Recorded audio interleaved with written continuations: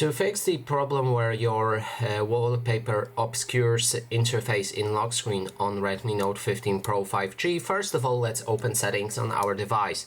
Next step is to go to personalization right here, and then we can click on our lock screen, go into customize, and as you can see on this wallpaper, this big tower obscures some of the widgets that I have right here under my clock. And this happens because I have a depth effect active. So if I disable this option, the obscure of effect of this tower will be gone. As you can see, we can see the full widget now, and if I activate the depth effect again, the tower obscures those widgets. And make sure to apply the settings when you're ready, and that thing will be fixed.